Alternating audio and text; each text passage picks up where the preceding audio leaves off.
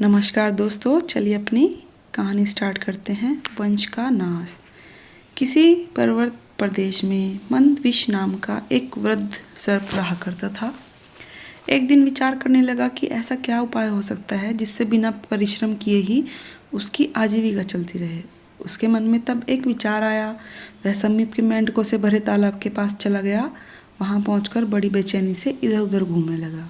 उसे इस प्रकार घूमते देखकर तालाब के किनारे एक पत्थर पर बैठे मेंढक को आश्चर्य हुआ।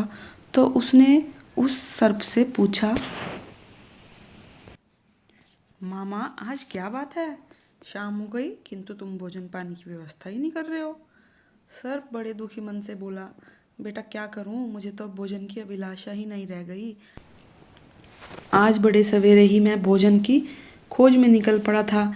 एक सरोवर के तट पर मैंने एक मेंढक को देखा। मैंने उसको पकड़ने की सोची तो उसने मुझे देख लिया। समीप ही कुछ ब्राह्मण स्वाध्याय में लीन थे। वह उनके मध्य जाकर कहीं छिप गया।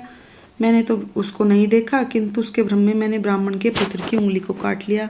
उससे उसकी तत्काल मृत्यु हो गई। उसके पिता को उसका बड़ा दुख हुआ और शोकाकुल पिता ने मुझे शाप देते हुए कहा, दुष्ट, तुमने मेरे पुत्र को बिना किसी कारण के काटा है। अपने इस अपराध के कारण तुमको मेंढकों का वाहन बनना पड़ेगा।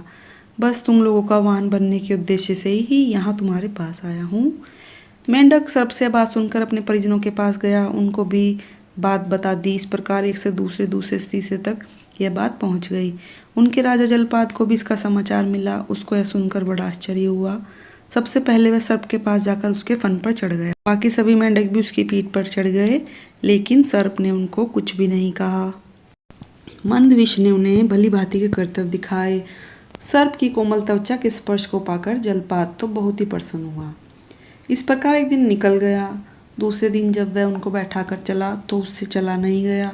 उसको देखकर जलपाद ने पूछा, क्या बात है, आज तो आप चल भी नहीं पा रहे हो? हाँ, मैं आज थोड़ा भूखा हूँ, इसलिए चलने में परेशानी हो रही है।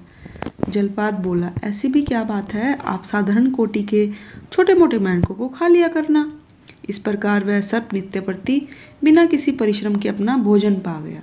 किंतु वह जलपाद यह नहीं समझ पाया कि अपने क्षणिक सुख के लिए वह अपने वंश का नाश करने का भागी बन रहा है। सभी मेंढकों को खाने के बाद उसने जलपाद को भी खा लिया और इस तरह मेंढकों का समूचा वंश ही नष्ट हो गया। यह कहानी हमें यह बताती है कि हमें अपने हितैषियों की रक्षा करने से हमारी भी रक्षा होती है।